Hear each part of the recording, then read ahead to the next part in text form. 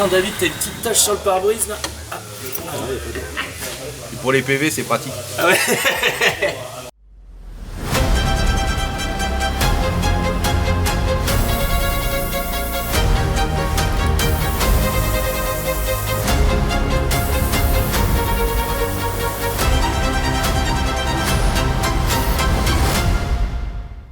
Hey, chers rouleurs, bonjour! Bienvenue dans la Week Story numéro... J'en sais rien en fait. 179, c'est ça? Non, 175. Oh, bah, tu sais, 175, voilà, je sais plus. nul. Eh, mais tu te la pètes, tu prends ma place là. Eh bah ouais. Non mais j'y crois pas. T'animes la Week Story toute seule? Ouais, mais parce vrai qu'en fait, je crois que je vais l'animer toute seule carrément du début jusqu'à la fin parce qu'en fait, j'ai quelque chose à te montrer qui va certainement pas te plaire. Ah bon, en plus tu me préviens que ça va pas me plaire. Non. Qu'est-ce qui va pas me plaire? Bah écoute, le pire. tu l'avais pas vu hier? Moi j'ai vu et je voulais pas en parler. Ouais, c'est drôle. Bah si. C'est une toile d'araignée. Non, c'est le 1er avril. C'est quoi? T'as fait un montage? C'est quoi ce truc là? Ouais, c'est l'autre là, tu sais, le chat. Le chat qui a pété là. D'accord. C'est vachement drôle. C'était le 1er J'adore. avril. Quel humour. Ouh. Bah quand on a le même humour que toi. Ouais, Ouh. hilarant, Voilà. Bon bah du coup tu présentes la Week Story alors? Ouais. Bah, vas-y. Alors bienvenue dans la nouvelle Week Story 175 avec plein de projets, des anciens qui sont revenus, des nouveaux qui sont en cours et la Elle a fourmilière. 205. Bah oui, les nouveaux qui sont en cours. Ah, elle est toute peinte, elle est belle. Elle est belle, oui. Ouais. Ouais. C'est... On n'a pas fait que ça. Ah non, Non, mais... on a travaillé sur la C3 Mais aussi. dis-leur juste là. pas, sinon ils vont tout Non savoir. mais il faut leur donner envie. Ouais, mais c'est bien aussi de les mettre dans le suspense. Ah d'accord. Et la fourmilière, elle est en forme. C'est vrai, elle est en forme? Ouais, elle est en forme. Il n'y a pas que la fourmilière, les clients aussi sont en forme. Ah oui, oui aussi. Tout le monde est en forme. Ouais, on est monté sur 1000 volts là. Voilà. Pas moi, mais bon. Non, toi t'es en train de... Tu t'es dans ton trou toi. Ouais. Tu es prêt à sauter là. Exactement. Ouais, mais je vais peut-être te pousser un petit peu, non? Tu veux que je te Non, pousse? non, c'est pas c'est bon, ok. Donc on y va? En Ouais. route pour la Week Story numéro 175? 175.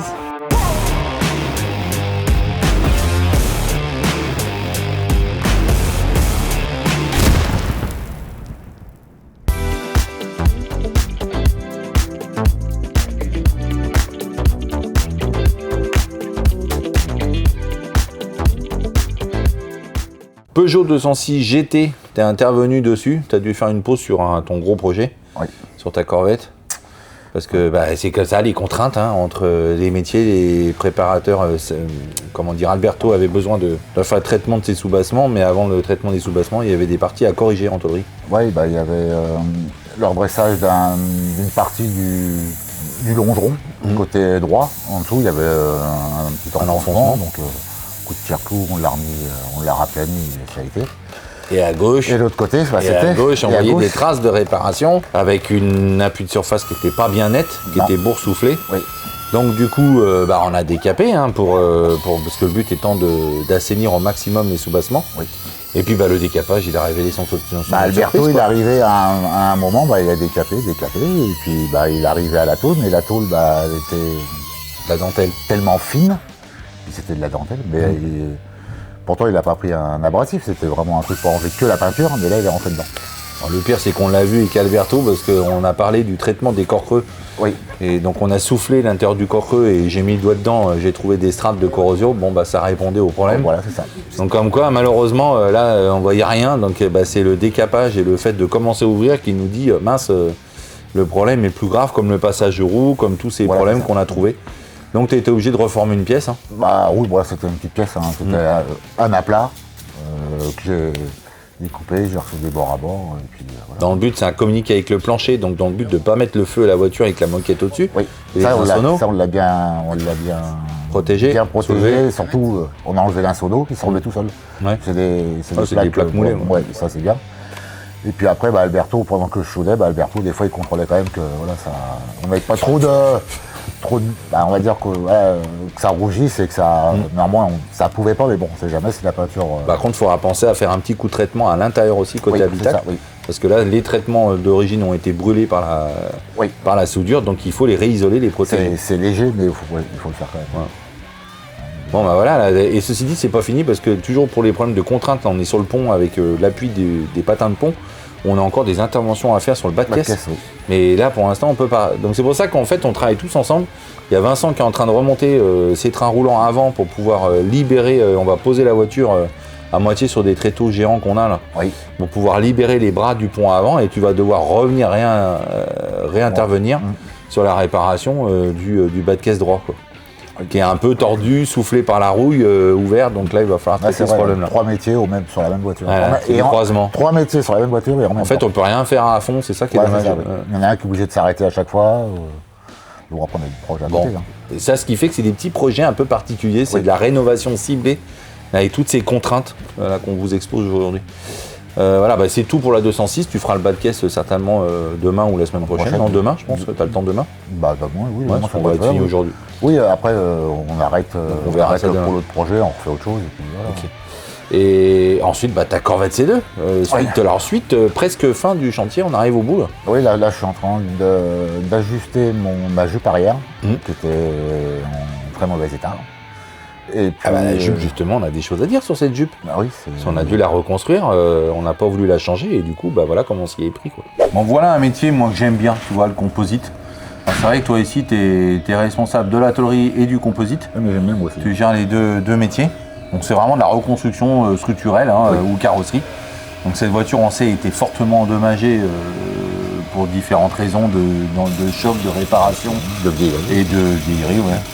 Heureusement qu'on n'est pas dans le même état. Mais là, du coup, l'exercice de la semaine a été de reconstruire partiellement la jupe arrière, qui est plutôt en bon état, si ce n'est qu'on a perdu à la fois sur la partie aile arrière, avec la partie jupe qui viennent se marier entre elles, où il y a un soyage de retour ici qui est moulé sur le retour d'aile, et puis ensuite le soyage épaulement qui permet de réceptionner l'épaisseur de la jupe arrière.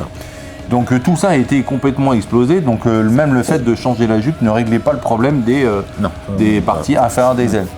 Donc il y a toute une méthodologie de reconstruction où on a repositionné notre jupe en référence, on a mis des parties démoulables avec du démoulant, et on est allé reconstruire avec ta toile le soyage d'assemblage. Donc ici, toutes les portées de vissage, tout le soyage de réception d'épaisseur de la jupe a été reconstruit. Et ensuite, tu as géré la réparation du fût de sortie d'échappement. Alors là, l'échappement, ça chauffe, ça fait cuire le composite qui devient complètement friable. Bien cuit là. Ah, bien cuit, ouais, bien fissuré. Donc il a fallu reconstruire ce fût-là. Et là, tu te dis, merde, comment on va faire pour reconstruire un fût? Oui, j'ai cherché, puis je sais pas pourquoi, j'ai été dans la boîte à ça, mais là, j'ai vu des petits pots qui correspondaient bien. T'as fait un essai? J'ai fait un essai, franchement, le pot, il allait pile poil où il fallait. Le bon diamètre, donc ça m'a servi de gabarit. Donc des fois, il faut savoir intelligemment bidouiller pour trouver les bonnes. Et là, ça t'as exactement le même diamètre. Donc voilà, c'est ça. Tu t'es servi des gobelets comme moule, tu as repositionné ta toile dessus, et puis voilà. Puis ce qui est bien, c'est qu'avec le gobelet, vu que c'est pas un rond, c'est conique. C'est conique, donc en fin de compte, favorise le démoulage. Ça va tout seul. Bon, en plus, il se déforme sur le même, donc c'est un peu facile. Bon, voilà. Alors après, ce qui est drôle, tu vois, pourquoi là? Je sais pas. C'est-à-dire que là, c'est l'autocollant du F qui reste marqué au niveau de la toile, ça a fait gonfler. Je comprends pas ce phénomène là. C'est comme si Alors que là, il n'y a plus rien, il n'y a plus de peinture, il n'y a plus rien, c'est composite brut. C'est comme si pour moi on disait que cette partie-là a vieilli, vu qu'elle était sous la peinture, on va dire, sous le bas. Et vu que là on avait une protection en plastique. Ah, pourtant d'aspect c'est le même, c'est juste qu'on a l'épaisseur comme si l'autocollant était caché. Oui, c'est ça. Bon. Bon, c'est drôle. Puis tu vois, là, regarde encore, là, comme quoi, il y en a partout. Celle-là, je l'avais pas vue, celle-là. Il y en a partout. Et ça, jusqu'aux après, il y a la peinture, ça va encore péter. Donc ça fait, là, du coup, il va falloir creuser, réparer la zone. Il y en a partout. Là, j'en ai réparé plein, là. Là, je l'ai réparé par l'intérieur. Là, j'ai mis par l'intérieur, il me restait un peu de fibre. J'en ai mis là. Il y en a partout. Partout. C'est pas grand-chose, mais c'est des toutes petites fissures et... que ça on voit bien ici le vieillissement, ici ça a dû avoir un petit choc, donc c'est un petit peu fissuré. Donc la fibre est un peu abîmée là, donc il y en a, mais c'est incroyable. Et je pense donc, alors certes on n'est pas embêté avec la rouille ou la rouille perforante, mais là c'est un autre problème. Mais bon, ça y est, on arrive quasiment au bout, là. C'est fini, cette semaine c'est terminé. Ah oui, même avant. Bon. Même avant la fin de la semaine, sans problème. Voilà, on aime le métier du composite. Oui, t'es content, c'est nickel. Comme quoi, avec des bons outils, on recycle les pots de peinture. Oui, c'est ça. Oui. Et on refait des sorties d'échappement. Voilà, c'est ça.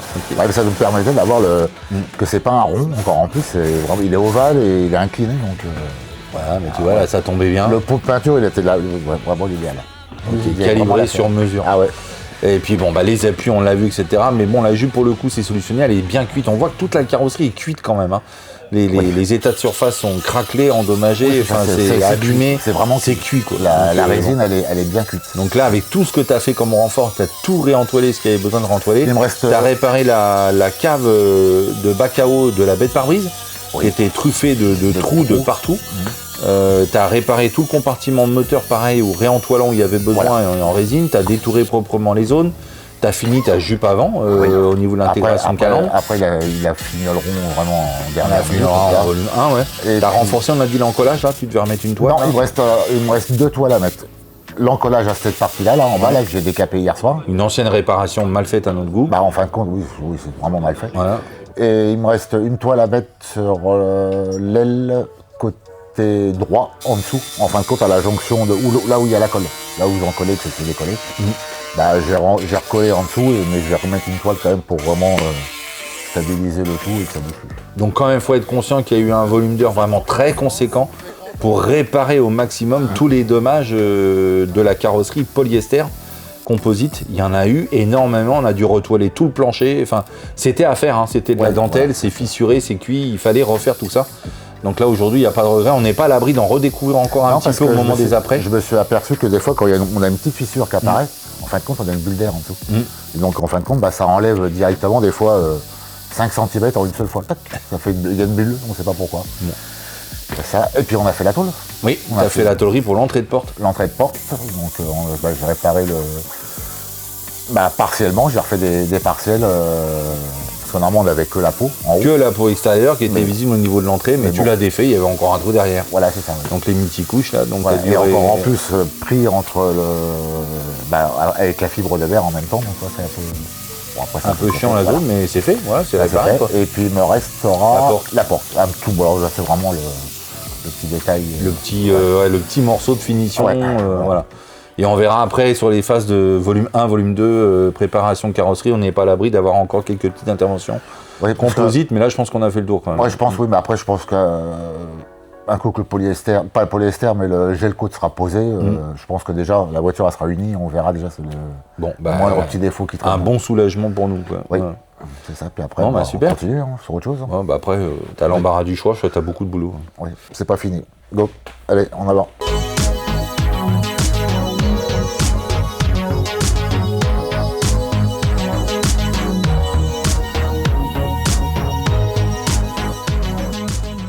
On dirait vraiment Caius.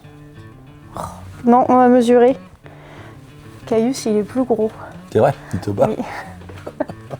T'as pas fait avec moi, hein, t'as pas osé. Non, mais je sais, ça se voit à l'œil, ça. Ça se voit à l'œil quoi? À ce point-là? Oh merde, moi je vois pas. Moi. Ça s'appelle le déni. Mais c'est pas grave. Le hein. déni, ouais. Ça tourne, hein, c'est bien. Bon, à part ça, À part ça, 5008, fini. ouais. Oh, Ouais, ça y est, débarrassé, j'en ai plus. Ah non, la blague, tu sais pas, parce que quand il est venu récupérer le premier, le monsieur, il m'a dit ouais, et puis après, quand on devra rendre les voitures, bah faudra les remettre en état d'origine. Non. bah, faut arracher Non, une banquette ouais, neuve c'est ce que je lui ai d'origine. dit. Ouais. Ah non, là, c'est Ah plus non, je réversible. peux plus là. C'est quand même une grosse modification Ouais. qu'on a fait. On a dit c'est une voiture avec chauffeur. Donc c'est un gros patron. Enfin, gros, Ah, voilà, on va- grand patron. Non, mais mince, c'est pas ce que je voulais dire. Enfin, c'est un grand patron Un grand d'une patron. grande société. Ouais. Ils sont contraints de rouler dans ces voitures avec des sièges bébés là. Mhm. Enfin, moi, en tout cas, c'est un siège bébé pour moi. Il veut être un peu comme moi, carrossé comme moi, un beau gosse quoi. Ouais, moi, je l'ai pas rencontré. Non, je moi non peux pas plus. comparer. Maintenant, on a vu que les chauffeurs. Voilà, on a modifié donc les deux 5008 qui sont maintenant conformes avec les appuis-têtes élargis, parce qu'on ne les avait pas encore mis. Et puis voilà, mais j'espère que ça va leur convenir. Hein.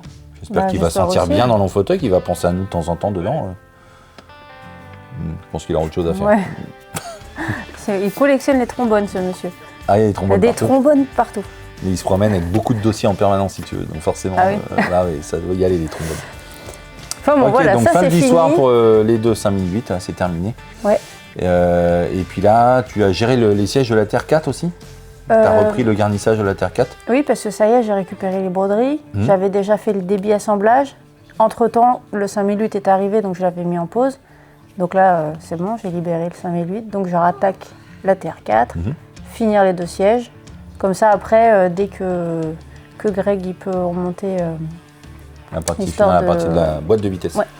Qui est arrivée. bah après, on aura fini. Elle est arrivée, ça y est. Ouais, ça y est, on va pouvoir solutionner le problème de la Terre 4. Donc après, Donc voilà, voilà. et après j'ai oublié. Bah c'est tout. Ah, c'est tout? Ah, c'est tout? Bah on est jeudi, hein, Ah ouais? Mais il y a presque que moi qui ai bossé là-haut. ça veut dire. Rien. Tu m'as eu comme collègue? Ouais, bah par intermittence. hein. Ouais, bah attends, ok. David non, il Ah, était non. là il y a 2 minutes, mais il est reparti. Bah je vais te retrouver après, je reviens. Oui, bah oui. Oui. D'accord, bah cache ta joie. Merci, c'est toujours plaisant.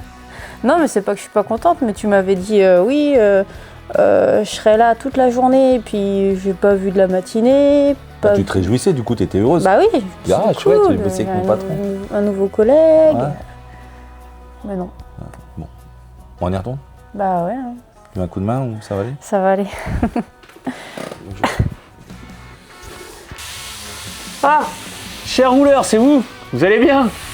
Bon, comme d'habitude, je suis là pour vérifier si oui, il y a des bons élèves dans la salle. Est-ce que vous êtes bel et bien abonné à la chaîne YouTube? Très important. Et que vous likez les vidéos. Aussi, mettre un petit commentaire, ça fait toujours plaisir, ça montre votre engagement et votre soutien. Parlez-en aussi autour de vous. Le bouche à oreille, c'est quand même le meilleur truc, il n'y a pas de secret. Et puis évidemment, de nous suivre sur les réseaux sociaux, sur TikTok, Instagram, Facebook, et puis du coup la chaîne YouTube. Bon, je vous laisse avec le reste de la vidéo, moi, il faut que je sculpte ce moteur. C'est bien ce que je pensais. Je comprends rien. Bon, un nouveau projet en cours dans l'atelier, on est en train de démarrer. La voiture n'est pas encore ici, projet Resto Mode très particulier. Je vous en parlerai plus tard quand elle va arriver, mais c'est du lourd. Et là, on est vraiment dans le milieu du concept car. C'est exactement le parcours qui a été exécuté sur mon ancienne profession, on va dire. Et donc là, on travaille sur une voiture où j'ai simplement reçu 2 sièges de Lotus Elise. Et je dois les refaire avec un nouveau design. Donc on part à partir de sketch. Donc là, c'est David qui a opéré sur ce projet, un nouveau venu. Mais bonjour, Ça va? enchanté. Ouais, t'es content? Oui, bon. Ouais, je suis content. Ouais, Oui, je suis content d'être là. On peut exagérer, ça va, c'est pas non plus le projet du siècle, mais Non, mais, enfin, voilà, bon, ça c'était demande intéressant des- d'en parler. Donc le mieux, c'est de découvrir tout de suite à l'atelier ce qu'on a fait sur cette D'accord. voiture. Vous allez voir qu'à partir d'un dessin, il va falloir recréer un volume en 3D de ces nouveaux sièges. Donc en fait, je peux pas en placer une, quoi. Donc l'exercice ici, ce projet Resto Mode, il est construit à partir d'un modèle d'origine, une Lotus. Donc qui va être profondément modifié en termes de carrosserie et mobilier. Donc on va quand même profiter un maximum d'éléments porteurs du véhicule d'honneur. Et en l'occurrence ici les structures de sièges, les petits sièges baquets. Mais ils veulent complètement oublier le design de la Lotus. Donc ils ont redessiné un volume complet à leur goût. La première chose déjà qui a été fait, c'est qu'on a remodelé et fait imprimer en prototypage rapide. Alors c'est pas les poignées, c'est les passages et des ceintures des harnais ici. Donc d'origine on voit très bien c'est pas équipé. Et là on vient de faire les modifications pour intégrer les poignées. Donc ce qui est super avec les technologies d'aujourd'hui, c'est que j'ai scanné avec mon téléphone le volume du siège, que j'ai pu envoyer à la personne en charge de remodeler le design des poignées. Donc ensuite, il me les a envoyés, on les a imprimés. Ces poignées-là, je les ai conçus d'une certaine manière, c'est qu'il faut concevoir qu'on a une partie qui va être peinte et une partie qui va être figée sur la structure. Donc il faut réfléchir tout de suite à une solution démontable. Donc celle-ci, en gros, elle me permet d'être collée sur la structure et de renforcer le fait de l'avoir fragilisée en le découpant. Et en même temps, de prévoir ici le soignage et l'épaulement nécessaires pour venir remborder la matière dessus, le cuir. Donc là, on a mis un jeu périphérique ici de 12 dixièmes et un retrait également de 12 dixièmes pour venir absorber le cuir. Donc ça, c'est vraiment issu du métier du prototypage automobile où on a la maîtrise de toutes ces contraintes qui permet d'allier la construction structure jusqu'au garnissage, contraintes de garnissage, épaisseur matière, retrait, etc.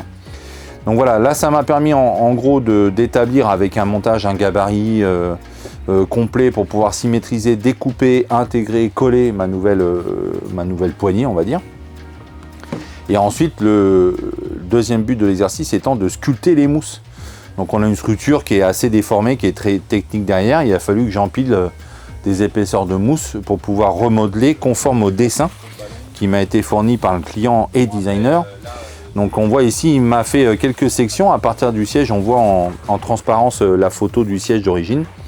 Donc il m'a intégré ici la façon d'intégrer les poignées. Donc moi j'ai fait mes conversions mathématiques pour avoir les valeurs, pour me donner les repères par rapport au positionnement volume complet. Et là il m'a tracé également, ça c'est ce qu'on fait vraiment typiquement dans le design, c'est qu'on vient tracer qu'un petit trait ici au milieu. En gros c'est l'axe 0 du siège qui va me permettre de comprendre le rythme du volume. Donc là on voit qu'on sort, on est en positif, on rentre ici avec un chanfrein, on a un aplat, on a un autre chanfrein qui me permet de rentrer ici et créer une déformation volume intéressante qui va être avec la lumière, avec le garnissage, et ensuite le départ pour le plateau central tissu. Voilà, ils m'ont également envoyé une simulation sur écran ici, on voit le rendu, ça c'est tous nos empilements de matière, on a du cuir, de l'alcantara et du tissu, donc avec un logo brodé. Donc moi, toutes ces données-là me permettent de sculpter mes mousses. Donc ça, j'ai coupé, j'ai fait tous mes gabarits de relevé. Hein. Ça, c'est mon gabarit de relevé ici en périphérie, hein, qui me donne l'encombrement du siège, de la structure porteuse, qui m'a permis ensuite de découper mes mousses. Ensuite, ici, j'ai fait les gabarits pour la partie du plateau central. Donc c'est toujours très important de travailler en référentiel avec l'axe Y0. J'ai mes repères ici dans les perçages. Et je suis sûr que mon détourage de mousse est parfaitement construit. Par-dessus ici, j'ai créé un autre gabarit pour le chanfrein périphérique au niveau de la mousse. Et puis j'ai construit ici encore un gabarit pour le volume de l'appui-tête. Et à chaque fois avec mon axe du siège qui est répété partout. Donc c'est ce qui me permet de construire la géométrie du design conforme au dessin du client. Et ensuite, je viens simplement sculpter, poncer, enfin voilà, pour réussir à remodeler la forme voulue. Ici on est sur des mousses qu'on appelle des javots, mais qui sont à haute densité, donc qui vont quand même favoriser davantage le design que le confort, parce que là c'est de la mousse, il y en a épais, mais forcément c'est pas un coussin pour dormir, en même temps c'est une voiture de sport, donc pas intérêt à s'endormir là-dedans, mais qui va me permettre de garder mes points durs. Et quand on va faire le garnissage avec le cuir, on va pouvoir retrouver ici la déformation avec les doubles piqûres qui vont matérialiser le changement de direction. Bon, j'ai pas pris un beau morceau de cuir pour vous le montrer, mais voilà, ça nous permet de garder, de mettre en avant ce style avec toutes les déformations, les lignes de quart, les changements de direction, etc. Donc ça se fait pas n'importe comment, ça demande d'établir ses référentiels, faire ses tracés géométriques, comprendre ce qu'a voulu faire le designer, et ensuite remonter ça en volume sur le siège. Donc là j'ai quasi terminé les mousses périphériques, il va me rester les mousses d'assises et mousses de dossier, parce que là on a des épaisseurs évolutives, et vous voyez bien que la structure du siège ici, on voit bien que là il y a des traverses, il y a des bourrelets. Bon, forcément je peux pas mettre une épaisseur de mousse constante, il va falloir que je comble les épaisseurs. On va avoir plus d'épaisseur de mousse au niveau du fessier et des lombaires, moins au niveau du dorsal.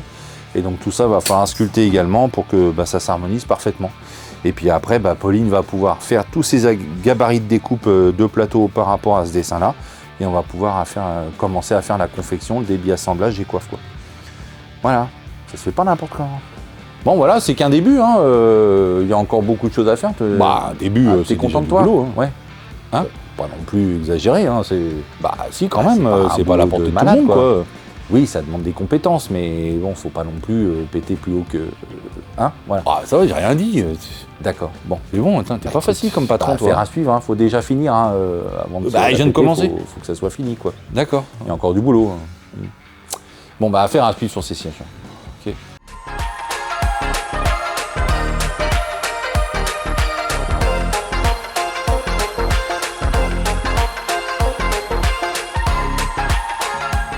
Alfa Romeo Montréal, suite du chantier, après notre problème moteur, réflexion moteur réalisée par notre prestataire.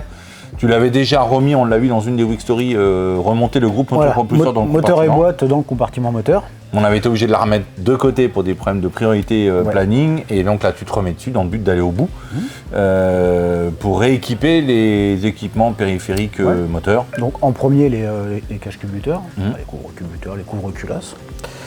Et puisque ça va se monter avant tout le reste. Donc j'ai remonté tout ce qui est périphérique au moteur, enfin en tout cas qui doit être mis après avoir mis le moteur dans la voiture. Mettre cylindre de frein, mettre cylindre embrayage, une partie du circuit de refroidissement, circuit d'essence. Électrique. Faisceau électrique, il n'est pas énorme mais il y en a effectivement qui vient autour. On a toute la partie conduite d'injection essence, qui est quand même un beau morceau à mettre dessus. J'ai remis en huile, j'ai remis en eau. Donc ça, j'essaie de le faire le plus tôt possible. Comme ça me permet, pendant que j'avance sur le montage, de vérifier déjà l'étanchéité en statique. Après, on verra en dynamique quand le moteur tournera, mais pour l'instant en statique. Et pour l'instant, c'est bon, donc c'est très bien. Et donc, dernier petit point, c'est toute la partie allumage. Donc, tête d'allumeur et 2 bobines d'allumage. On a un allumage qui est assez particulier, puisqu'on a une tête d'allumage à 2 étages, en fait. Chaque étage gérant 4 cylindres. Alors, pas forcément 4 cylindres du même côté.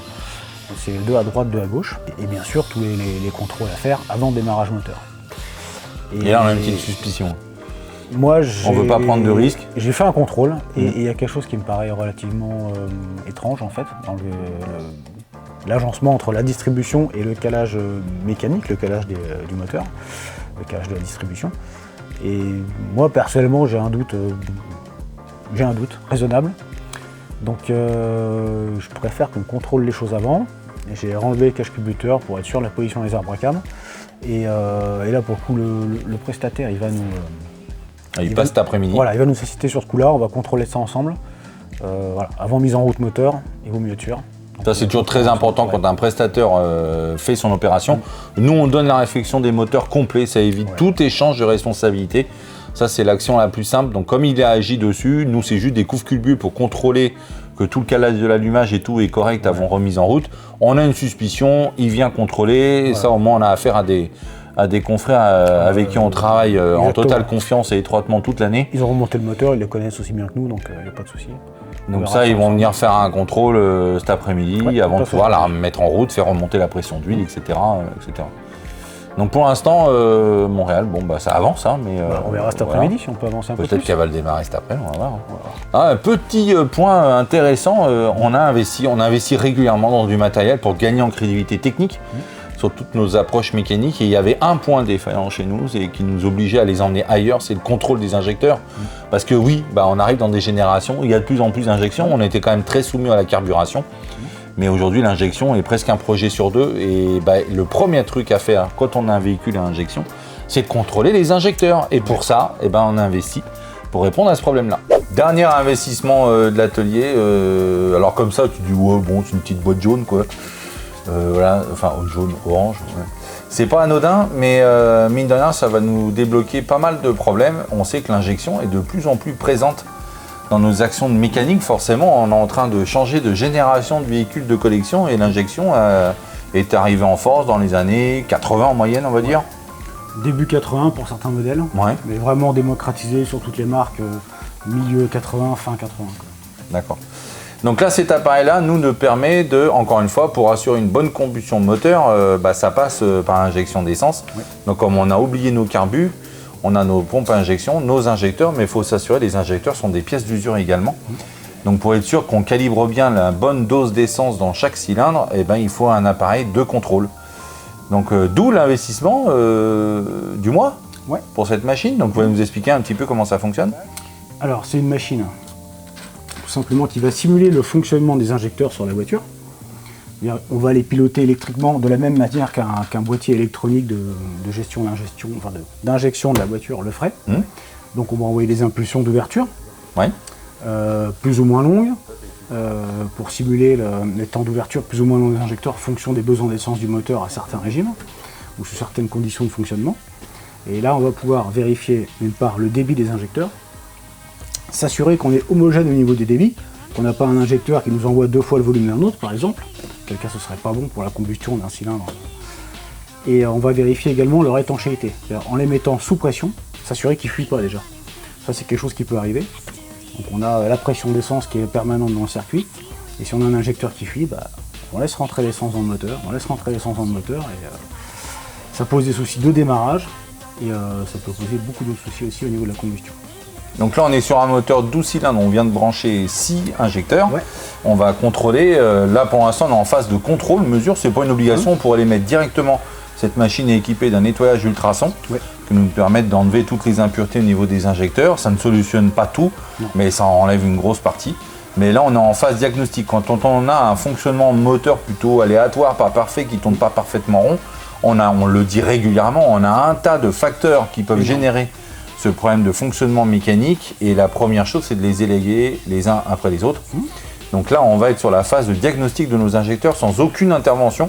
Et grâce à ces petits fûts en verre, on va pouvoir voir le cône de diffusion, le remplissage, les fuites ou pas de chaque injecteur, en tout cas sur la batterie des 6 qu'on vient d'installer. Donc là, tu es prêt à brancher là? Prêt à brancher. Donc on a mis de l'essence dans notre machine. Oui. On a connecté le pilotage de chacun de nos injecteurs. Et on va faire un premier test qui est le test de fuite. Donc, voir si déjà on n'a pas de fuite au niveau pression d'essence. Oh, c'est beau, c'est salé. Test de fuite. Hop, programme numéro 7. Voilà. Donc attention parce qu'il peut y avoir des fuites pour le vrai. Lié à notre montage en plus Oui, que déjà. l'injecteur. Donc on monte en pression. Voilà, on est à 3 bars 5. Et quand on regarde ici, on n'a pas d'écoulement. Pas de petites gouttes. Donc là, on est déjà à 3 bars, donc on devrait déjà avoir des fuites s'il y en a. Voilà. Et on a pas de fuite.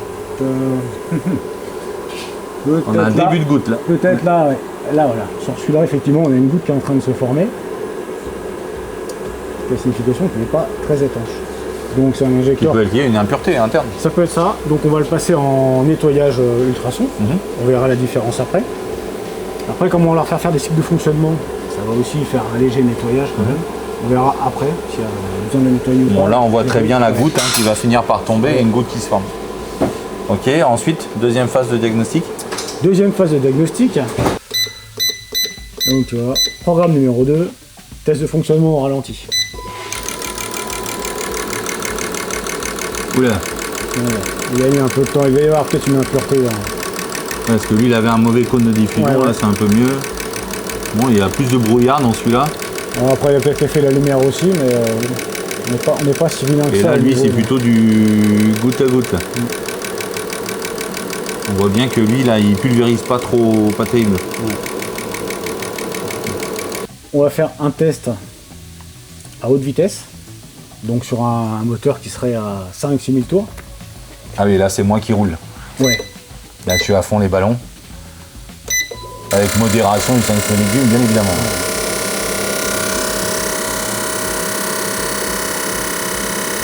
Alors en fonction du type d'injecteur, on a des cônes plus ou moins ouverts en Ouais. termes d'injection. Là on est Là, relativement c'est un cône fermé. serré, là. hein. Ouais, cône serré, mais bon, on a quelques-uns qui crachent pas mal de gouttelettes quand même. Je pense qu'ils mériteront un bon nettoyage. Par contre, on voit également le débit d'essence dans Ouais. chaque cylindre. C'est plutôt homogène Voilà. dans le volume d'essence. Pour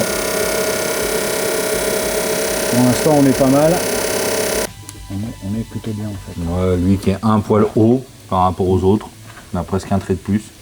Alors après je referai un test sur une plus longue période Ouais. de fonctionnement, donc il y aura plus de différence, il doit y en avoir. Bon, là, c'est une démo accélérée. hein. Ok. Et surtout, je prendrai une photo, je vais noter ça, parce Ouais. que j'ai les 6 autres à faire. Il faut bien que je compare par rapport aux 6 autres également. Ok. On va faire un test à des régimes variés, et ça simule des phases d'accélération du moteur en fait.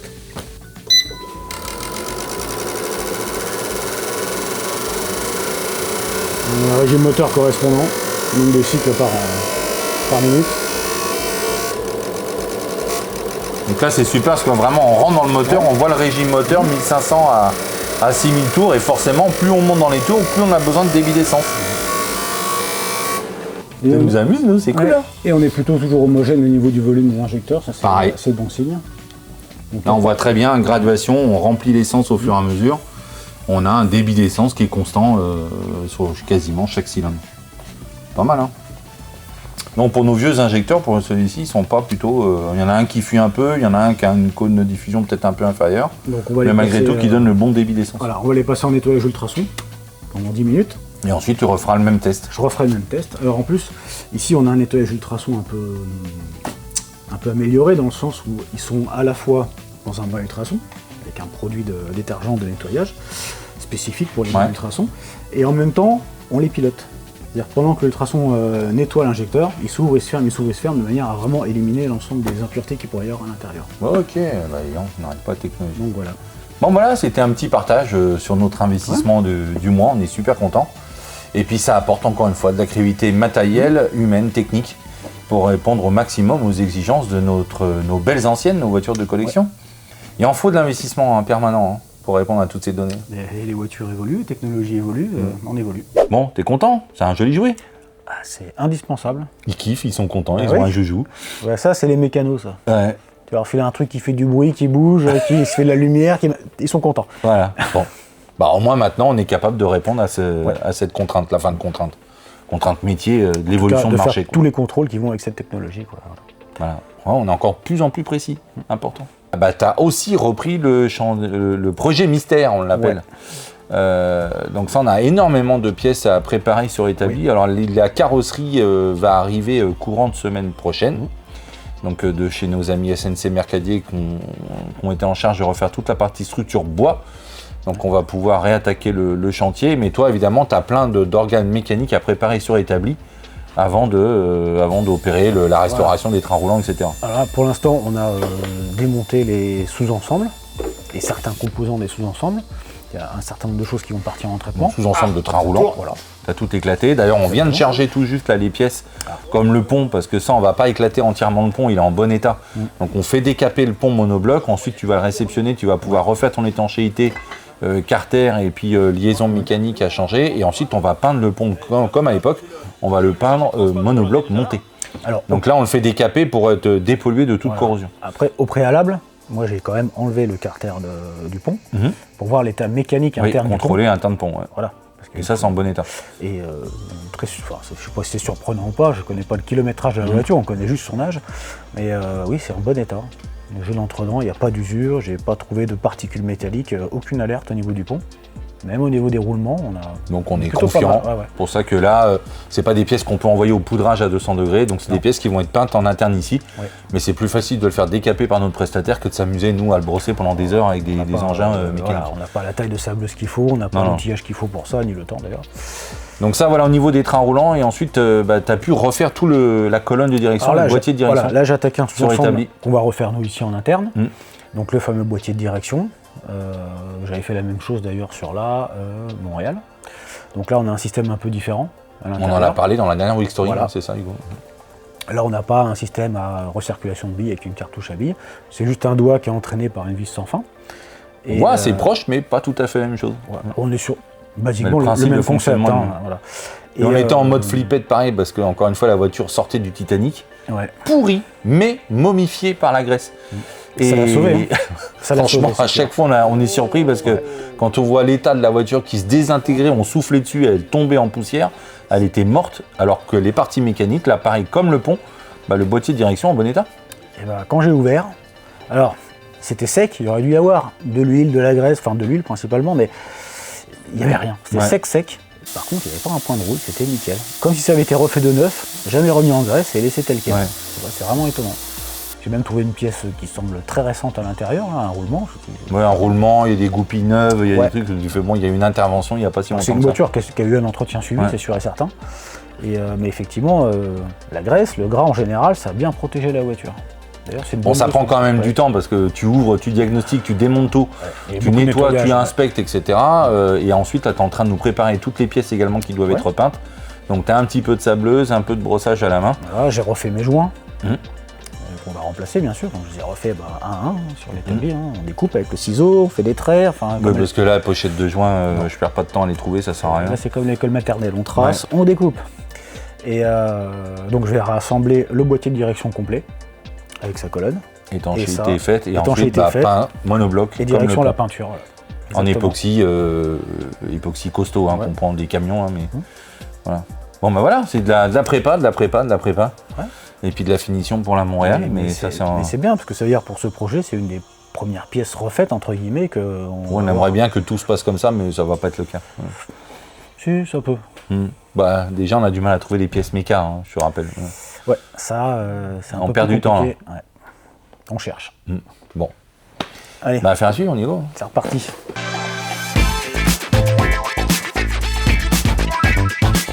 Bon, toutes les semaines, le lot de diagnostic méca sur nos voitures, encore une fois, notre forfait hein, qui plaît beaucoup. 4 heures d'inspection sur le pont pour tous les organes mécaniques. Donc c'est un protocole très précis du démontage partiel. Et ensuite, on remet un rapport rédactionnel détaillé, selon 3 degrés d'urgence, bon, priorité secondaire ou impérative à traiter. C'est un diagnostic qui est fiable à 80%, hein, c'est que du démontage partiel, mais ça nous donne une bonne idée de l'état de santé de la voiture. Donc ça plaît beaucoup, ce qui fait que toutes les semaines, on a notre lot, on a fait l'Opel GT, et là tu as fait la Mercedes, 280. coupé Mercedes, C'est ça. que le monsieur vient d'acheter, Oui. ou il n'y a pas si longtemps. Il n'y a je pas sais très plus. longtemps apparemment. Donc il voulait voir un peu l'état de ce qu'il avait acheté. Et il l'avait acheté avec des travaux à prévoir, mais après le compte rendu du DIEG, on se rend compte qu'il y a plus que quelques travaux à prévoir. Il y a beaucoup de choses à Il y a prévoir. beaucoup de choses. Ouais. Alors, elle présente bien la voiture dans l'ensemble, ça va. Mais on a des usures de train roulant assez prononcées quand même. Oui, bah, tous les silent blocks sont tous. Il n'y a plus de silent bloc. Voilà, ils sont tous déchirés. Il y en a certains qui Qui ont éclaté, donc ça veut dire que ça doit taper au roulage. Après, vous aviez remarqué tout le blackson en dessous. Ah, ça Bah, c'est typique des vendeurs de voitures, hein. On met un coup de blackson noir partout, on cache la misère avec ça. Donc le blackson est d'origine, il ne faut pas avoir une mauvaise presse du blackson, hein. C'est normal, c'est un silent bloc de soubassement pour la projection des graviers et éviter d'endommager la carrosserie que ça rouille. Mais ça peut servir aussi de cache-misère, voilà, donc c'est tout beau, tout neuf, tout noir, mais derrière on sait que forcément il y a des choses cachées. Il y en a un moteur également qui n'a pas tous ses cylindres. C'est un 6 cylindres. C'est un 6 cylindres et on en a que 5. Le numéro 4, abonné absent, donc là faut. Abonné absent. Ouais, les autres ils sont tous à. On est à 11 de compression et sur le 4 on est à. Donc c'est pour ça qu'il n'y a pas eu d'essai routier prolongé ni rien, parce qu'on veut pas. Non, on prend pas le risque. On fait pas tourner les moteurs comme ça, donc là la chose impérative c'est de faire contrôler le moteur.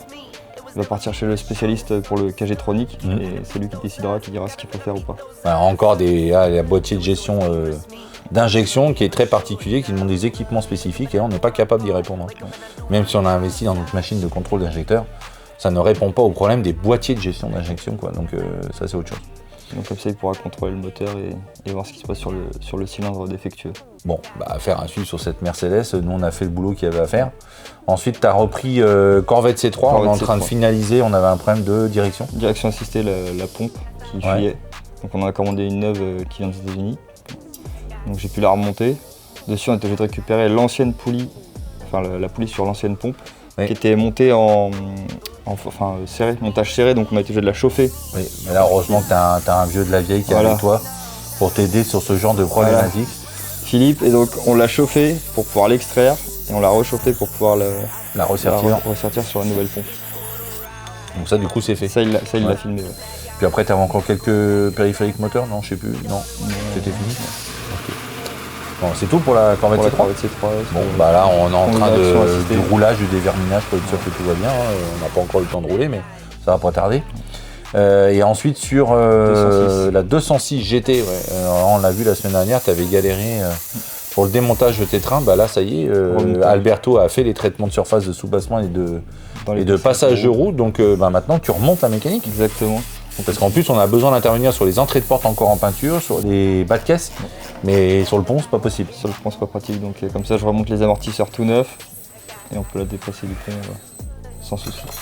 Donc le remontage ça se passe bien parce que là tout est neuf. Voilà, là, ressort plus court. Oui, ressort court. Donc après il ne restera plus que le décrantage du client a voulu qu'elle descende un peu. Ouais.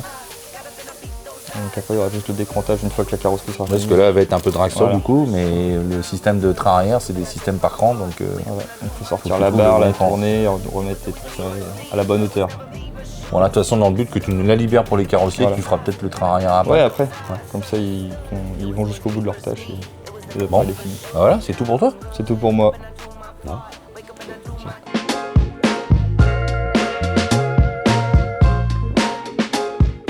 Bon, tu as repris la suite du chantier de la Daimler 6. On est toujours en phase de préparation dans le but d'isoler toutes les pièces, encore une fois, bichromatées, zinguées, époxyées, etc. Donc, tu avais déséquipé le compartiment moteur, mais tu n'avais pas enlevé tes équipements périphériques moteurs pour pouvoir lui faire une jolie beauté à ce bloc-là. Oui, il restait le circuit de freinage, le master vac, le mètre-cylindre, tous les tuyaux de frein. Ça au niveau de ton compartiment moteur, pour le vider. Ouais. Et puis il y avait aussi des circuits d'eau qui étaient fixés sur les joues d'aile.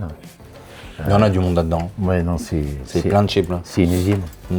Démontée et puis triée pour que ça parte à l'époxy, au micromatage, aux zingages. Donc ce qui fait que ta caisse, toi, elle est libérée pour les carrossiers. Ouais. Et puis là, tu nous as préparé les pièces du moteur également.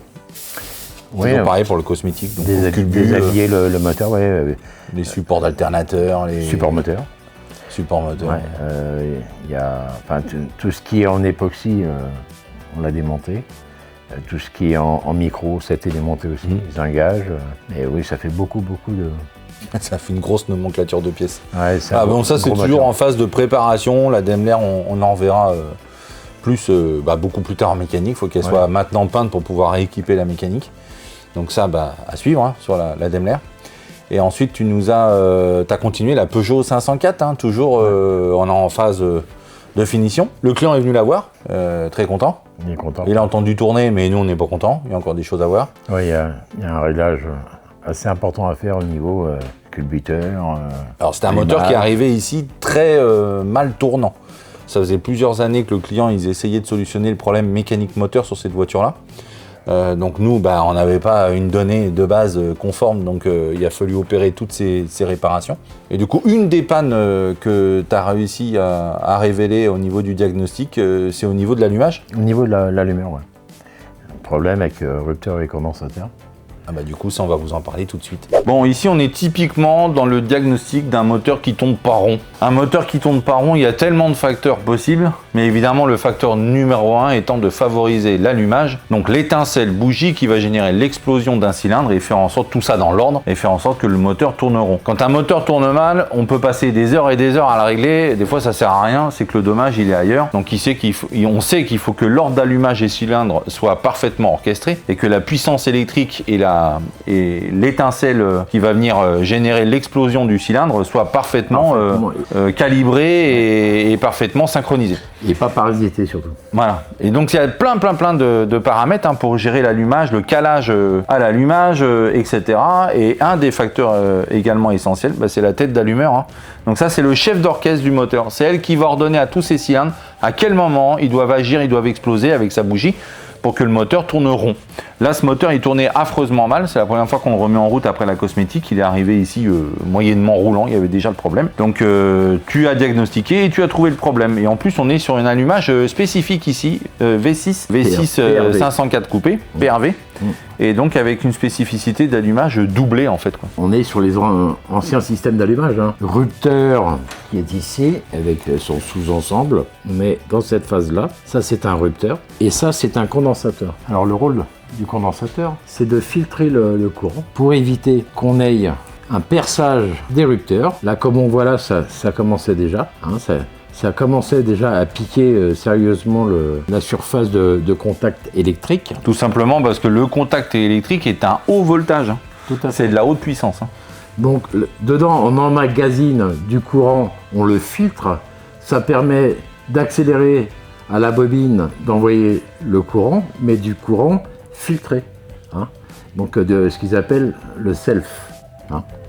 Et quand ça ne fonctionne plus, ça n'envoie pas de courant propre à la bobine, ça perturbe le système. Et sachant qu'on a une double bobine sur cette voiture. Parce que sur ce montage-là, il y a un rupteur et un condensateur, donc les deux fonctionnent ensemble, par banc, c'est-à-dire par côté. On a un banc A et un banc B. Et chacune avec sa bobine d'allumage. Voilà. Et là, ce qui se passait, c'est qu'on avait qu'un seul banc qui tournait, donc on avait 3 cylindres, et l'autre côté, ça ne tournait pas du tout. Donc, on s'est aperçu que c'était le rupteur qui était défaillant. Bon, après, quand on commande, ils vendent un kit complet. Donc, un jeu de rupteurs, et puis deux condensateurs. Et puis voilà, on remonte tout. Et donc, qu'est-ce qui fait le chef d'orchestre? Parce que c'est quand même de la mécanique de haute précision. Il faut vraiment être conscient qu'on parle vraiment en dixième de millimètre pour que le contact électrique se fasse et se fasse en bon moment par rapport à l'ordre d'allumage moteur et distribué sur le rang 1, rang 2 avec sa double système d'allumage. Donc là, il y a un axe avec une cam qui vient jouer le rôle d'orchestre. On a une cam, il y a autant de cams que de cylindres.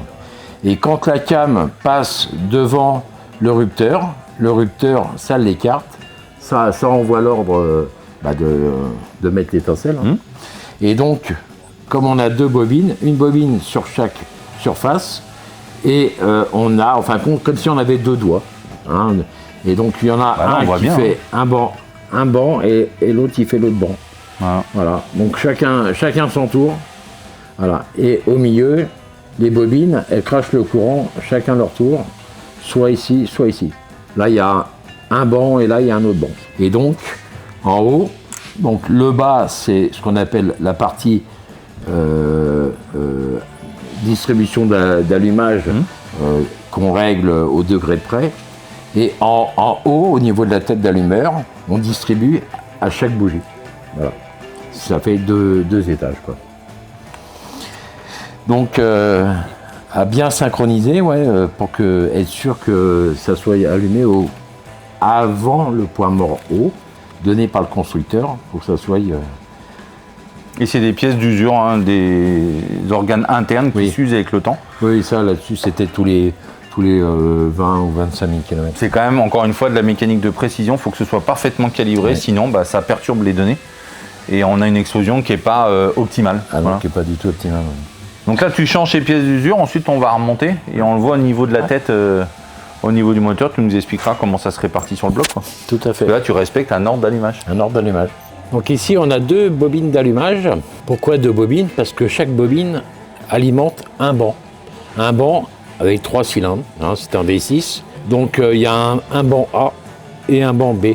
Les 2 bobines, elles arrivent sur la tête d'allumeur qui, elle, a 2 sorties pour le doigt d'allumeur, ce qu'on appelle le doigt d'allumeur. Il y a une bobine qui va alimenter le cœur, qui va sortir le courant de ce côté-là. Et il y a l'autre bobine qui va alimenter le plateau qui est autour pour sortir ici. Donc c'est un doigt d'allumeur à double sortie parce que il y a 2 bobines, voilà. Un pour chaque banc, tout simplement. Et là, c'est censé démarrer.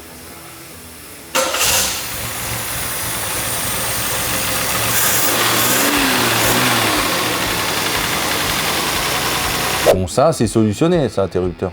Ouais, rupteur condensateur, ça c'est bon. Donc là, les 6 cylindres sont bien alimentés en courant. Ouais, mais ils donnent pas tous ces 6 cylindres, voilà. Il en manque un. Il en manque un.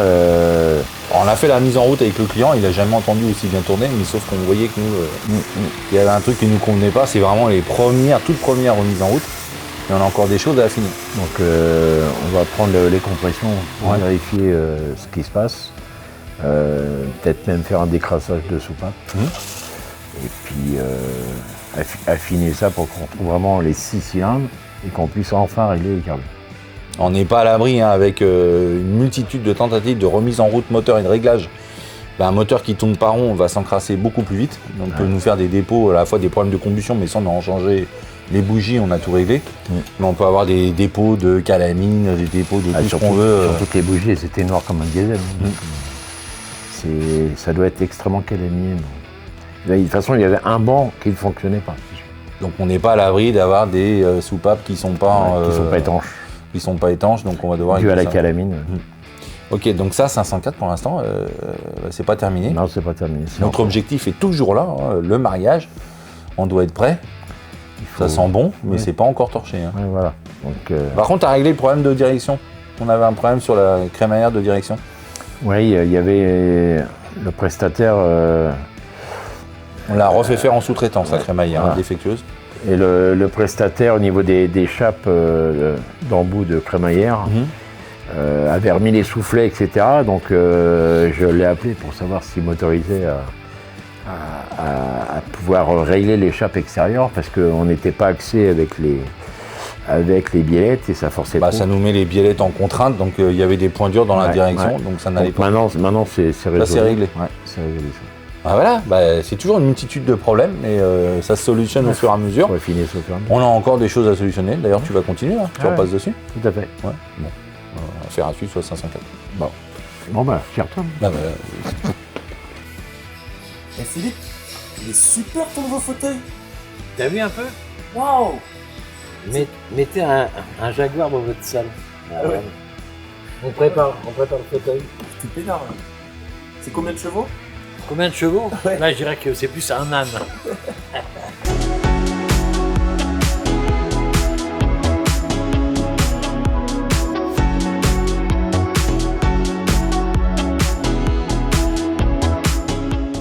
Peugeot 205 Roland Garros, 5 portes. On est en train de faire un chantier sur cette voiture, mais incroyable. Ouais, après, c'est pas une grosse resto. Bah non, non mais plus, c'est qu'une 205 Roland Garros, Ouais. 5 portes. Donc, bah oui, c'est pas une grosse resto, mais je suis quand même content qu'on fasse ça sur ce type de voiture. C'est un gros boulot. Alors, sur nos 3 niveaux de qualité, Access, Premium, Excellence, on est dans de l'Access pur. Hein. T'es quasiment à 80% ponçage orbital. Tu nous as retendu, bien évidemment, les lignes de car, on n'a pas pu s'en empêcher. On a redessiné quand même un peu la voiture avec les ouvrants montés. Ça fait plaisir. Voilà, mais avec notre système Skull-Time, du coup, on a un rendu qui est top. Hein. On vient de regarder la 504 dehors aussi, qui a été fait dans le même esprit. Ouais. On est super content. Donc c'est la seule façon qu'on a d'optimiser les temps d'ordre de réparation et les devis pour avoir une peinture complète au budget le plus contenu possible. Mais c'est pas à 3 000 € comme on peut entendre des fois ou qu'on peut voir dans certaines 3 000 émissions. €, c'est le prix des ingrédients déjà. Voilà, donc déjà ça marche pas quoi. Voilà. Mais on est content du résultat. Moi j'adore cette couleur, ça lui va bien. Ouais. Le contraste avec l'intérieur, bon, il reste au boulot à l'intérieur. Ouais, Et, le boulot. voilà, beau boulot. Cuir en J'ai bouche. fait une petite vidéo cette semaine, vous avez été mais extrêmement nombreux. Il y a plus de 60. On a tout cumulé, on doit être à 100 000 vues au total sur. Donc, comme quoi cette petite voiture populaire vous plaît. C'était peut-être moi. Hein. Tu crois? Non, je sais pas. Bof. D'accord. D'accord. Ok. Bah combinaison alors, Voilà. peut-être. Donc, en tout cas, merci d'avoir réagi. C'est vrai qu'elle est superbe. Et là, on va bientôt s'apprêter. Tu as déjà remonté les ouvrants dessus? Parce que tu as peint la caisse, c'était quand lundi? J'ai fait la caisse lundi, non. Non, mardi. Mardi? Mardi. Oui, Les je les ai ouvrants remontés mercredi? hier. Ouais. Non, j'ai tout fait en même temps. Tout était dans la cabine. Ah oui, c'est vrai, on a fait une seule passe cabine. Ouais, du coup on a fait une seule passe cabine parce que les temps étaient très serrés. D'ailleurs on n'avait même pas de polyester, normalement on avait du V2 d'après polyester et il n'y en avait pas non plus. Et donc j'ai fait tout en même temps mardi.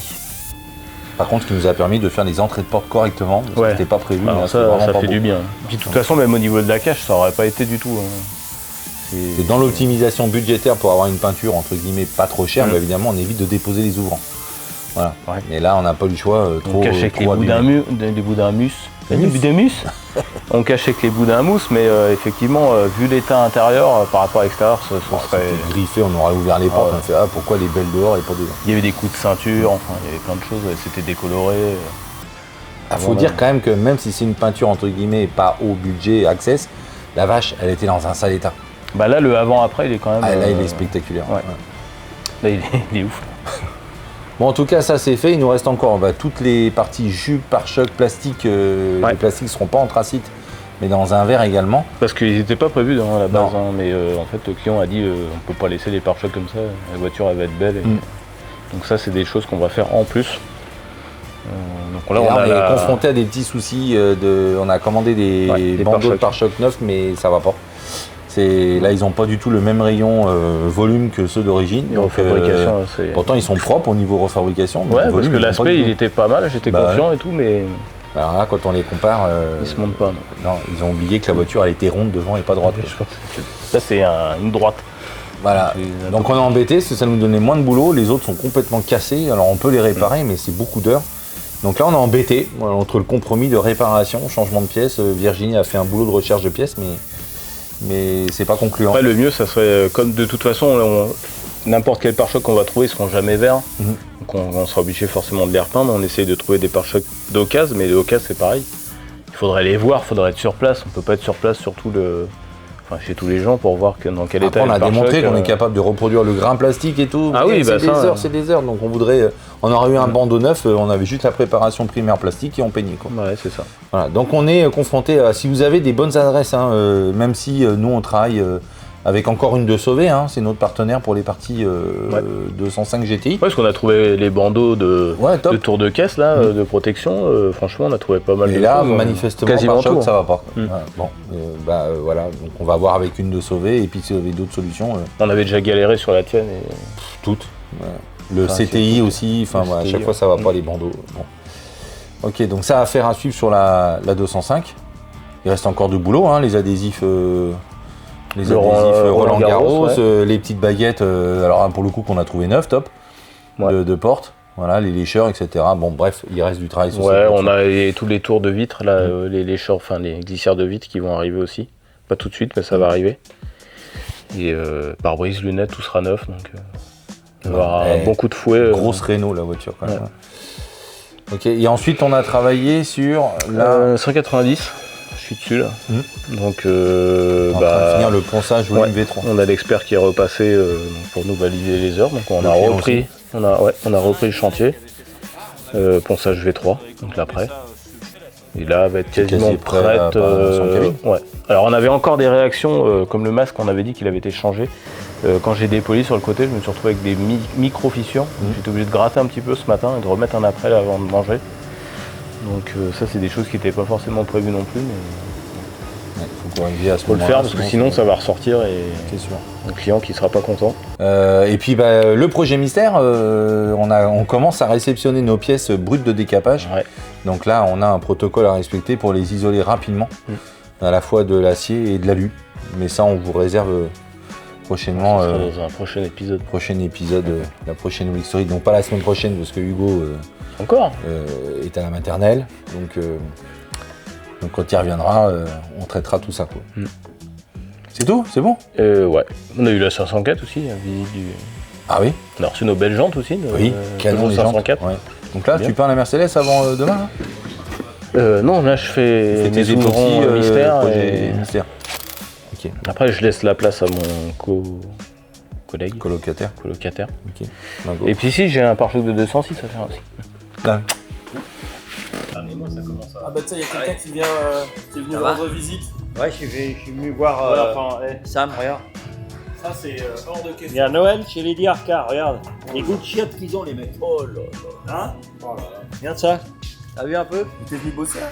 Non, je bosse pas. Là, il est venu faire chier Regarde. ceux qui bossent. Ah ouais. Ça, c'est le principe du retraité, ça. Je fais des vidéos. Le retraité, s'il est pas en train de te faire chier au supermarché à 18h, bah il est là, tu vois. Des vidéos, je suis venu voir mon pote Sam. Samuel, tu travailles bien, hein? Ah. Moi, je vais y aller, moi, j'ai la soupe là. Quelle heure il est là? 11h? On aurait pu nous faire un petit barbecue. 11 Tu heures vas- Tu vas louper les 12 coups de midi là, ouais, dépêche-toi là. T'aurais pu nous faire des petites. Bref. Ça se revoit ça. Bah oui, mais t'as que Ça ça à faire arrive de pas comme prévoir. ça avec des merguez et si vous voulez pas.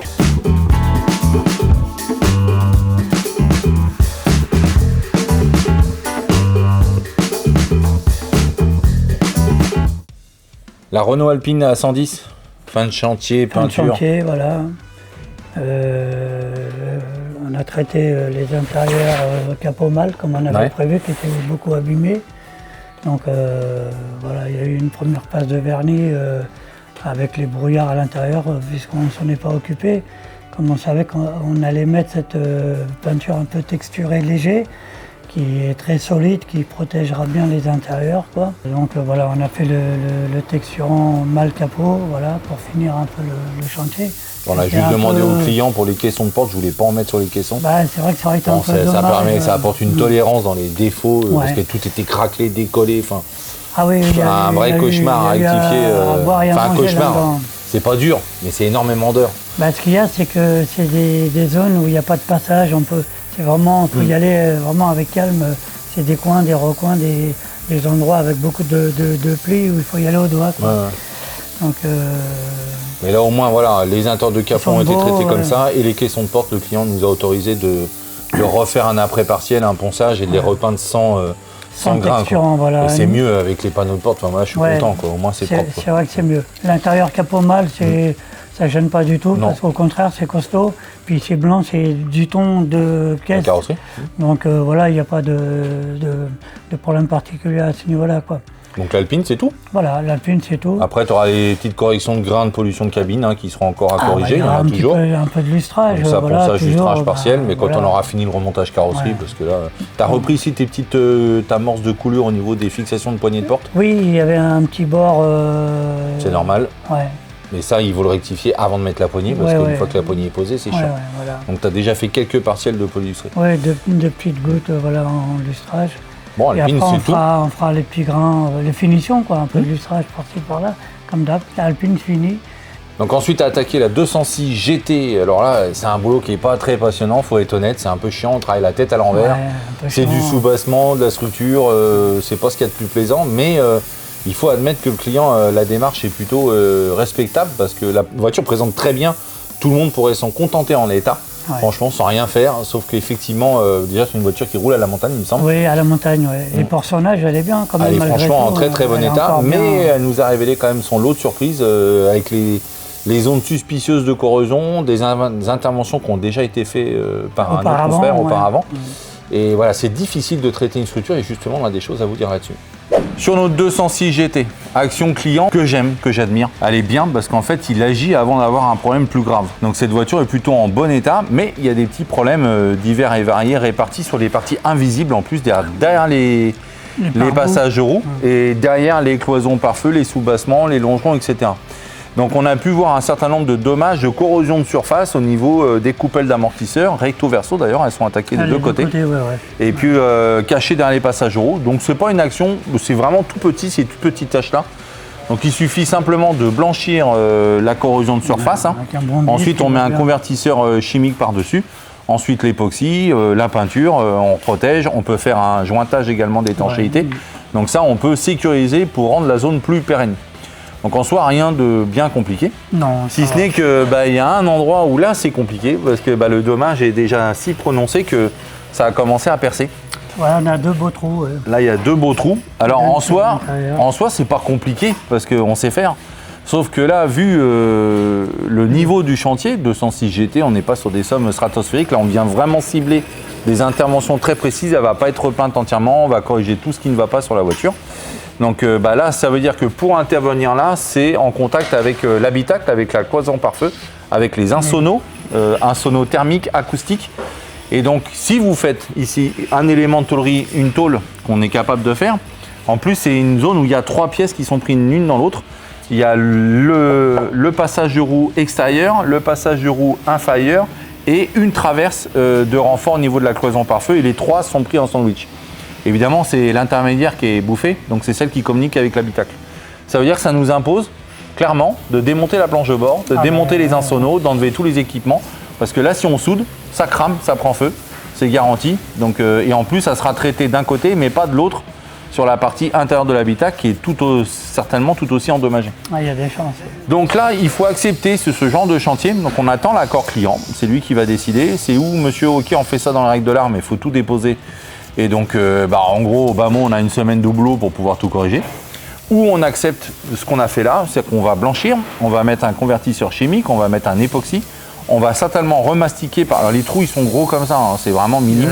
Il y a deux trous de... Mais bon, là, avec les passages, l'eau au roulage, ça passe dans l'habitacle, ça va pourrir à l'intérieur de l'habitacle.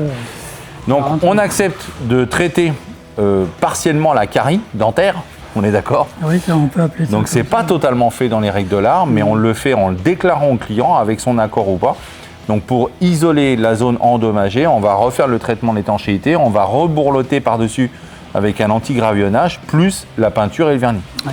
Donc ce qui permettra au moins de colmater la zone, elle sera dépolluée de corrosion, mais pas complètement bouchée au niveau tôlerie. Elle sera bouchée par le traitement, mais pas par la tôlerie, et qui va rendre la réparation certainement très pérenne. Mais on ne peut pas considérer que c'est fait dans les règles de l'art, mais simplement pour des raisons budgétaires. Pourquoi dépenser autant d'argent, avec autant de contraintes techniques derrière, de tout démonter, etc., pour des trous gros comme le petit doigt, quoi. Voilà, donc c'est quand même pas énorme.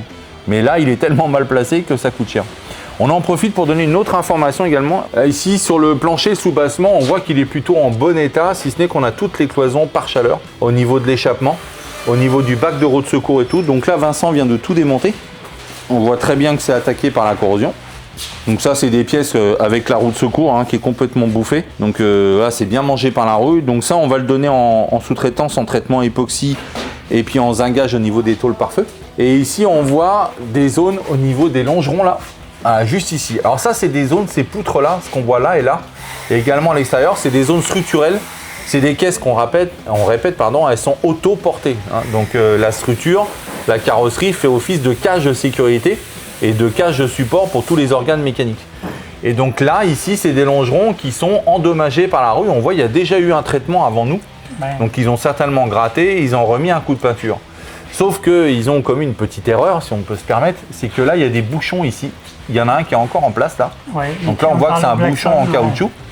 Il y en a un ici, il y en a encore 2 de chaque côté là. Et donc ces bouchons-là, ils ont un rôle essentiel et ça, vous l'oubliez tout systématiquement. Vous entretenez vos moteurs, vous faites vos vidanges moteurs, mais vous ne faites pas vos vidanges corps creux. Et ces corps creux-là, ça s'entretient parce qu'évidemment, qui dit corps creux dit encore une fois, on entasse de la poussière, de la pollution à l'intérieur. Dès que ça s'humidifie, hein, ça prend l'eau ou ça ruisselle, ça condense, etc. Et ça se met à rouiller et ça endommage la partie lourdement structurelle du véhicule. Donc en fait, régulièrement, il faut enlever les bouchons, il faut injecter de la résine curative et de la résine préventive. C'est des corps gras qui empêchent à la corrosion de se développer sur les cloisons intérieures du corps creux. Plus on isole de l'oxygène, moins la tôle sera touchée par la corrosion. Mais ça se fait absolument régulièrement. Il y a des données constructeurs qui sont variables d'un constructeur à l'autre. Mais en gros, tous les 15 000, 20 000 km, voire plus, voire moins, ça dépend des constructeurs, il faut faire ce traitement curatif et préventif. Donc là, manifestement, vu l'état intérieur, là, on sent... C'est complètement saturé de rouille. Voilà. Et la réparation, hein, sous la réparation. Je viens de mettre mon doigt par hasard dedans. Voilà. Et voilà, ça c'est l'acier qui se délamine. Et là, il y en a une bonne épaisseur. Hein. Une bonne épaisseur, ouais. On voit l'épaisseur. Donc l'acier, il a tendance avec, dès qu'il est contaminé, il se délamine et il gonfle. Hein. Donc on a des strates, voilà. Donc ça veut dire que le longeron, pourtant la vue du dessous, c'est pas dramatique, on est d'accord. Hein. Mais là, ça veut dire que la corrosion, elle a déjà bien fait son rôle. Elle grignote, elle va venir délaminer l'acier. Et un acier qui pouvait faire ici 12 ou 15 dixièmes d'épaisseur va se retrouver à 10, 8, 6, 5, 4, 3, 2, 1 et trou. Et c'est fini. Ouais. Donc ça, on voit que là, le dommage, c'est dommage. Hein. Ça n'a jamais été entretenu. Donc ça, quoi faire pour réparer ça? Eh ben, rien. C'est dedans. Donc on peut, à moins de déposer tout le longeron, encore une fois, c'est une 206, on sait faire. Alors on va se lancer dans des reconstructions structurelles très lourdes. À partir du moment où on affaiblit la structure porteuse, ça veut dire qu'il faut la figer la voiture sur un marbre. Donc tout ça, c'est des coûts qui viennent se cumuler. C'est dommage, il suffit simplement de faire, je vais dire vulgairement, la vidange de ces bouchons, de ces structures corps creux, structurelles, etc. Et pas oublier de les remettre surtout. De ne pas oublier de les remettre. Donc là, les bouchons, ils n'ont pas été remis. Hein. Ça veut dire que l'eau, elle rentre, elle s'infiltre et elle pourrit le longeron. Voilà. Donc voilà, une information essentielle, faites très attention d'entretenir ça régulièrement. Il faut y penser, faire traitement de ces corps creux, curatif et préventif. On a le souci derrière aussi, hein. Je ne sais pas si c'est prévu, mais... Ça c'est pareil, c'est une grosse poutre, hein. C'est le longeron qui va jusqu'à l'intérieur du véhicule. Donc lui, il est rouillé par l'extérieur, mais on voit que c'est pareil, ça commence à bien délaminer. Ah, ça part voilà, aussi, ça part en... Donc il y a la peinture qui part, il y a la tôle qui part. Bon, c'était juste une information essentielle, mais voilà, entretenez votre moteur, c'est très bien, mais entretenez vos structures, c'est tout aussi important. Donc voilà, pour la partie structure, tu as quasi terminé, il va nous rester les bas de caisse, les entrées de porte. Les parties de bas de caisse qu'on ne pouvait pas accéder avec les bras de pont, voilà. On en a parlé avec Vincent, les croisements entre les trains, etc. Vraiment, c'était un peu compliqué à gérer. Ouais, oui, parce que voilà, il y a des phases où il faut attendre, il faut lever, baisser, machin. Mais voilà, donc largement est fait le plus gros boulot de tout ce qui était rouille en dessous, quoi. Toute belle, on a rectifié tout ce qu'on a pu prendre en rouille, donc traité anti-rouille, après époxy. Rejointé étanchéité, époxy, rejointé tout. étanchéité. Et après, peinture pareil, un peu texturante pour les bas de caisse, pour le solidifier encore. On n'a pas fait du Blackson, on a fait un produit de type Raptor, hein, c'est très costaud. Raptor, voilà, un peu texturé. C'est des protections de benne normalement, et on a fait à la couleur de l'époxy de la Cataforest d'origine. Cataforest d'origine, un peu verdâtre. Voilà, beige verdâtre. Un beige verdâtre, voilà. Donc voilà, tout ça c'est beau. Ça c'est fait. Et puis tu t'es attaqué aux optiques. L'optique avant, arrière, démonter les arrières, reponcer et relustrer. Qui n'était pas, ma foi... non, pas pourri, mais terne, voilà, genre l'orage, quoi. Un peu terne, voilà. Les arrières un peu plus que les avant. Je sais pas pourquoi, je sais pas si c'est le plastique. Voilà, donc on a mis un bon coup sur ces 4 pièces-là. Et puis maintenant, on va finir un petit peu avec les reprises qu'on va pouvoir donc là, tu t'attaques au bas de caisse et aux entrées de porte. Voilà, on a fait aussi la coupelle d'amortisseur qui était bien rouillée, quoi. Donc là, voilà, tous les bas qu'on n'a pas pu faire, et puis les entrées de porte. Et puis, il reste une chose qui n'est pas oubliée, on en a parlé dans la vidéo, de faire le traitement des corps creux. Ah oui, oui. Et ça, oublie pas pendant qu'elle est encore sur le pont, parce que c'est le genre de truc qui peut vite passer à la suite. Oui, c'est vrai aussi. Il faut garder les sans faute. Oui, c'est vrai. Ça marche, on n'oubliera pas. Ok. Bon, on y retourne? On y retourne. Oui, c'est vrai en plus. Bon, vous l'avez vu, la fourmilière a accompli un travail incroyable cette semaine. D'ailleurs, je ne veux pas trop le déranger parce que la semaine n'est pas terminée. On tourne tout ça le jeudi. Parce que Hugo vous fait le montage le vendredi.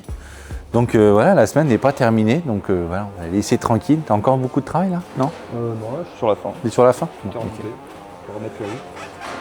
Ok, bon, on va pas le déranger. Bah, rendez-vous la semaine prochaine.